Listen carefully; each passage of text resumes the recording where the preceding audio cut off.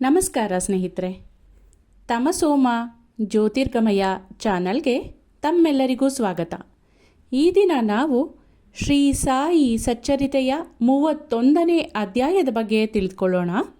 ಈ ಅಧ್ಯಾಯದಲ್ಲಿ ಹೇಮಾಡ ಪಂತರು ಬಾಬಾ ಅವರ ಸಮ್ಮುಖದಲ್ಲಿ ಸನ್ಯಾಸಿ ವಿಜಯಾನಂದರು, ಬಾಳಾರಾಮ ಮಾನಕರ ಹಾಗೆ ನೂಲಕರ ಮತ್ತು ಮೇಘ ಹಾಗೂ ವ್ಯಾಘ್ರ ಅಂದರೆ ಹುಲಿ ಮೊದಲಾದವರ ಪರಲೋಕ ಯಾತ್ರೆಯ ಬಗ್ಗೆ ವಿವರಿಸಿ ಹೇಳಿದ್ದಾರೆ. ಮನುಷ್ಯ ತನ್ನ ಅಂತ್ಯ ಕಾಲದಲ್ಲಿ ಮಾಡುವ ವಿಚಾರಗಳಿಗೆ ತಕ್ಕಂತೆ ಫಲವನ್ನು ಪಡಿತಾನೆ. ಆ ಸಮಯದಲ್ಲಿ ಅವನು ಭಗವತ್ಪಾದಗಳಲ್ಲಿ ತನ್ನ ಧ್ಯಾನವನ್ನಿಟ್ಟರೆ ಜನ್ಮಹೀನನಾಗಿ ಮತ್ತೆ ಜನ್ಮ ತಾಳೋದಿಲ್ಲ. ಆದ್ದರಿಂದಲೇ ಸಂತರು ನಮಗೆ ನಾಮಸ್ಮರಣ ಮಾಡೋದಕ್ಕೆ ಉಪದೇಶಿಸ್ತಾರೆ. ಕೆಲವು ಸಲ ನಮ್ಮ ಅಂತ್ಯಕಾಲದಲ್ಲಿ ನಾವು ಹೌಹಾರಿ ಹೆದರ್ಕೊಂಡು ಪರಮಾತ್ಮನನ್ನು ಮರೆತು ನಮ್ಮ ಇಡೀ ಜೀವನ ವ್ಯರ್ಥವಾಗಬಹುದಾಗಿದೆ. ಇದನ್ನು ತಪ್ಪಿಸುವ ಸಲುವಾಗಿ ನಾವು ನಾಮಸ್ಮರಣದ ಅಭ್ಯಾಸ ಇಟ್ಕೋಬೇಕು. ನಮ್ಮ ಅಂತ್ಯದಲ್ಲಿ ನಾವು ಸಂತರಿಗೆ ಸಂಪೂರ್ಣವಾಗಿ ಶರಣಾಗತರಾದರೆ ಅವರು ನಮಗೆ ಸದ್ಗತಿ ದೊರೆಯೋದಕ್ಕೆ ಸಹಾಯ ಮಾಡ್ತಾರೆ. ಇದು ಈ ಕೆಳಗಿನ ಕಥೆಗಳಿಂದ ಸ್ಪಷ್ಟವಾಗತ್ತೆ. ವಿಜಯಾನಂದರ ಬಗ್ಗೆ ನೋಡೋದಾದರೆ, ವಿಜಯಾನಂದರೆಂಬ ಮದ್ರಾಸಿ ಸನ್ಯಾಸಿಯು ಒಮ್ಮೆ ಮಾನಸ ಸರೋವರಕ್ಕೆ ಹೊರಟರು. ದಾರಿಯಲ್ಲಿ ಬಾಬಾರವರ ಕೀರ್ತಿಯನ್ನು ಕೇಳಿ ಅವರು ಶಿರಡಿಗೆ ಬಂದು ಉಳ್ಕೊಂಡ್ರು. ಅಲ್ಲಿ ಹರಿದ್ವಾರದ ಸೋಮದೇವ ಸ್ವಾಮಿಯವರನ್ನು ಭೇಟಿ ಮಾಡಿ ಮಾನಸ ಸರೋವರದ ಪ್ರಯಾಣದ ಬಗ್ಗೆ ವಿಚಾರ ಮಾಡಿದ್ರು. ಆಗ ಅವರು ಮಾನಸ ಸರೋವರಕ್ಕೆ ಪ್ರಯಾಣ ಮಾಡಬೇಕಾದ್ರೆ ದಾರಿಯಲ್ಲಿ ಬಹಳ ಕಷ್ಟವನ್ನು ಅನುಭವಿಸಬೇಕು ಅಂತ ಹೇಳಿ ಅಲ್ಲಿಯ ಹವಾಗುಣ, ಜನಗಳ ನಡತೆ ಎಲ್ಲವನ್ನ ವಿವರಿಸಿ ಹೇಳಿದರು. ಇದನ್ನು ಕೇಳಿದ ವಿಜಯಾನಂದರು ಮಾನಸ ಸರೋವರಕ್ಕೆ ಹೋಗುವ ವಿಚಾರವನ್ನೇ ಕೈಬಿಟ್ರು. ನಂತರ ಬಾಬಾರವರ ಬಳಿಗೆ ಹೋಗಿ ನಮಸ್ಕಾರ ಮಾಡಿದ್ರು. ಆಗ ಬಾಬಾರವರು ಕೋಪದಿಂದ ಈ ಸನ್ಯಾಸಿಯನ್ನು ಇಲ್ಲಿಂದ ಹೊರದೂಡಿ ಅಂತ ಹೇಳಿದ್ರು. ವಿಜಯಾನಂದರಿಗೆ ಬಾಬಾ ಅವರ ಮಾತಿನ ಅರ್ಥ ಆಗಲಿಲ್ಲ. ಸ್ವಲ್ಪ ನೊಂದುಕೊಂಡು ಅಲ್ಲಿಯ ಎಲ್ಲವನ್ನ ನೋಡ್ತಾ ಕುಳಿತುಕೊಂಡಿದ್ರು. ಆಗ ಬಾಬಾರವರ ಬೆಳಗಿನ ದರ್ಬಾರ್ ನಡೆದಿತ್ತು. ಭಕ್ತರೆಲ್ಲರೂ ನೆರೆದಿದ್ರು. ಅವರು ಅನೇಕ ರೀತಿಯಲ್ಲಿ ಬಾಬಾರವ್ರನ್ನ ಪೂಜೆ ಮಾಡ್ತಾಯಿದ್ರು. ಕೆಲವರು ಅವರ ಪಾದ ಪೂಜೆ ಮಾಡಿ ತೀರ್ಥ ಸೇವನೆ ಮಾಡ್ತಾಯಿದ್ರು. ಮತ್ತು ಕೆಲವರು ಗಂಧವನ್ನು ಲೇಪಿಸ್ತಾ ಇದ್ರು. ಜಾತಿ ಮತ ಭೇದವನ್ನು ತೊರೆದು ಎಲ್ಲರೂ ಸೇವೆ ಮಾಡ್ತಾಯಿದ್ರು. ಬಾಬಾರವರು ಕೋಪಗೊಂಡಿದ್ರೂ ಸಹ ವಿಜಯಾನಂದರು ಬಾಬಾರವರ ಮೇಲಿನ ಪ್ರೀತಿಯಿಂದ ಅಲ್ಲೇ ಕುಳಿತುಕೊಂಡಿದ್ರು. ಈ ರೀತಿ ಶಿರಡಿಯಲ್ಲಿ 2 ದಿನ ಕಳೆದ್ವು. ಆಗ ವಿಜಯಾನಂದರ ತಾಯಿಯವರಿಗೆ ಹುಷಾರಿಲ್ಲ ಅಂತ ಪತ್ರ ಬಂತು. ವಿಜಯಾನಂದರು ಬಹಳನೇ ನೊಂದ್ಕೊಂಡು ಆ ಸಮಯದಲ್ಲಿ ತಾಯಿಯ ಬಳಿ ಅವರಿಗೆ ಇರೋದಕ್ಕೆ ಸಾಧ್ಯವಾಗ್ತಿಲ್ಲ ಅಂತ ಪಶ್ಚಾತ್ತಾಪ ಪಟ್ಕೊಂಡ್ರು. ಆದರೆ ಬಾಬಾರವರ ಅನುಮತಿ ಇಲ್ಲದೆ ಹೊರಡುವ ಹಾಗಿರಲಿಲ್ಲ. ಪತ್ರವನ್ನು ಕೈಯಲ್ಲಿ ಹಿಡಿದುಕೊಂಡು ಬಾಬಾರವರ ಹತ್ತಿರ ಹೋಗಿ ಹೊರಡೋದಕ್ಕೆ ಅನುಮತಿ ಬೇಡಿದ್ರು. ಸರ್ವಜ್ಞರಾದ ಬಾಬಾ ಇದನ್ನು ಅರಿತು, ನೀನು ತಾಯಿಯನ್ನು ಬಹಳವಾಗಿ ಪ್ರೀತಿಸ್ತೀಯಾ, ಹಾಗಾದರೆ ಸನ್ಯಾಸವನ್ನು ಯಾಕೆ ಸ್ವೀಕಾರ ಮಾಡಿದೆ? ವ್ಯಾಮೋಹ ಮತ್ತು ಮಮತೆ ಸನ್ಯಾಸತ್ವಕ್ಕೆ ವಿರೋಧವಾದವುಗಳು. ನೀನು ಕೊಠಡಿಗೆ ಹೋಗಿ ಸುಮ್ಮನೆ ಕುಳಿತುಕೋ. ತಾಳ್ಮೆಯಿಂದ ಕೆಲವು ದಿನಗಳನ್ನ ಕಳಿ. ವಾಡಾದಲ್ಲಿ ಅನೇಕ ದರೋಡೆಗಾರರಿದ್ದಾರೆ. ಬಾಗಿಲು ಹಾಕೋ. ಇಲ್ಲದೇ ಇದ್ದರೆ ಲೂಟಿ ಮಾಡ್ತಾರೆ. ಐಶ್ವರ್ಯ ಮತ್ತು ಸುಖ ಶಾಶ್ವತವಲ್ಲ. ಮಾನವನಾಗಿ ಹುಟ್ಟಿದ ಮೇಲೆ ಸಾವು ಖಂಡಿತ. ಮೋಹ ಮತ್ತು ಮಮತೆಯನ್ನು ತ್ಯಜಿಸು. ಯಾರು ಶ್ರೀ ಹರಿಯನ್ನೇ ಸ್ಮರಿಸ್ತಾರೋ ಅವರ ಸಹಾಯಕ್ಕೆ ದೇವರು ಹೋಗೇ ಹೋಗ್ತಾನೆ. ನೀನು ನಿನ್ನ ಪೂರ್ವ ಜನ್ಮ ಪುಣ್ಯದ ವಿಶೇಷದಿಂದ ಇಲ್ಲಿಗೆ ಬಂದಿದ್ದೀಯಾ. ನಾನು ಹೇಳಿದುದನ್ನು ಗಮನಿಸಿ ನಿನ್ನ ಜೀವಿತೋದ್ದೇಶವನ್ನು ಸಾಧಿಸು. ನಿಷ್ಕಾಮಿಯಾಗಿ ನಾಳೆಯಿಂದ ಭಾಗವತ ಪಾರಾಯಣ ಮಾಡು. ಬಿಡದೆ 3 ಸಪ್ತಾಹಗಳನ್ನು ಆಚರಿಸು. ದೇವರು ಮೆಚ್ಚಿ ನಿನ್ನ ದುಃಖಗಳನ್ನು ನಿರ್ಮೂಲ ಮಾಡ್ತಾನೆ. ಆಗ ಭ್ರಮೆ ಮರೆಯಾಗತ್ತೆ, ಶಾಂತಿ ಲಭಿಸತ್ತೆ ಅಂತ ಹೇಳಿದ್ರು. ನಂತರ ವಿಜಯಾನಂದರ ಮರಣದ ಕಾಲ ಸಮೀಪಿಸಿದೆ ಅನ್ನೋದನ್ನು ಬಾಬಾರವರು ತಮ್ಮ ಜ್ಞಾನ ದೃಷ್ಟಿಯಿಂದ ತಿಳಿದುಕೊಂಡು ವಿಜಯಾನಂದರಿಗೆ ಯಮದೇವನು ಮೆಚ್ಚುವ ಶ್ರೀರಾಮ ವಿಜಯವನ್ನು ಪಾರಾಯಣ ಮಾಡೋದಕ್ಕೆ ಹೇಳಿದರು.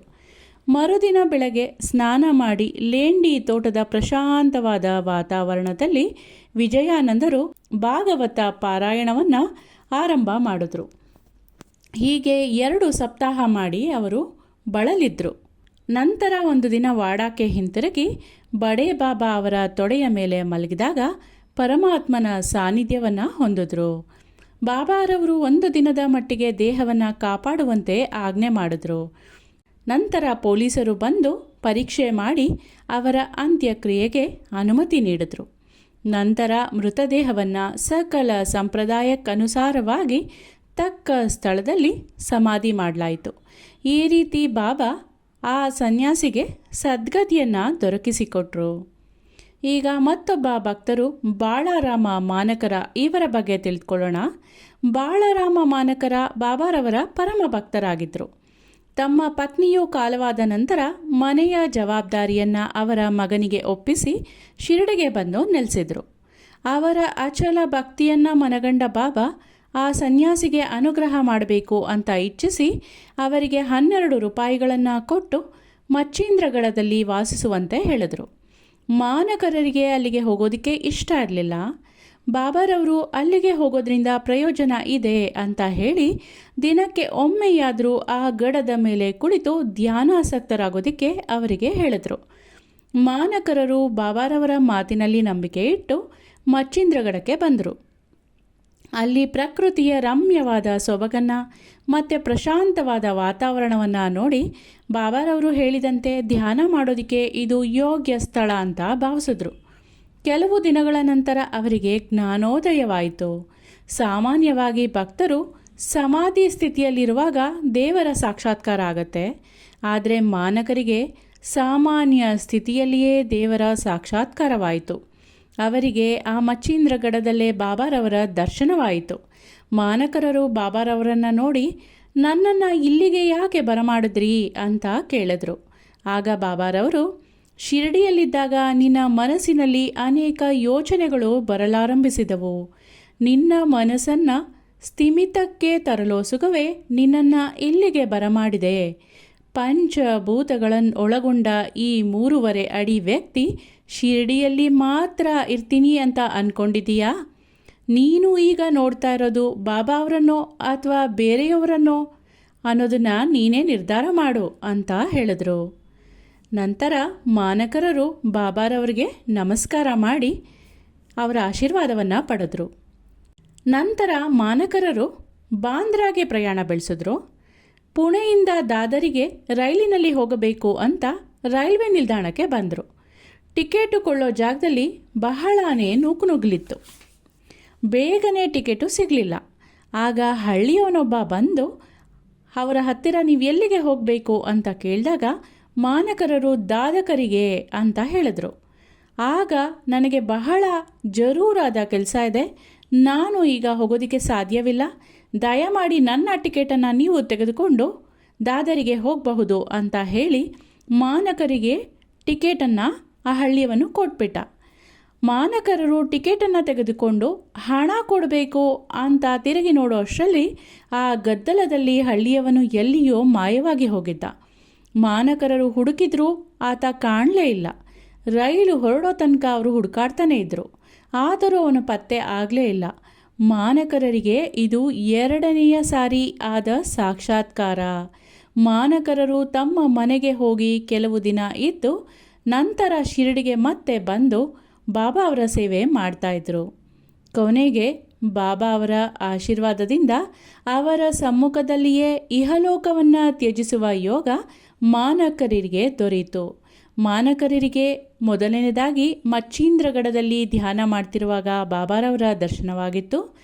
2ನೇ ಸಲ ಅವರು ಬಾಂದ್ರಾಗೆ ಪ್ರಯಾಣ ಮಾಡುವಾಗ ಟಿಕೆಟು ಸಿಗದೇ ಇರುವಾಗ ಹಳ್ಳಿಯವನ ರೂಪದಲ್ಲಿ ಬಾಬಾರವರೇ ಬಂದು ಟಿಕೆಟನ್ನು ಅವರಿಗೆ ದೊರಕಿಸಿ ಕೊಟ್ಟು ನಂತರ ಅವರು ಹುಡುಕಿದ್ರು, ಕಾಣದೆ ಮಾಯವಾಗಿದ್ದರು.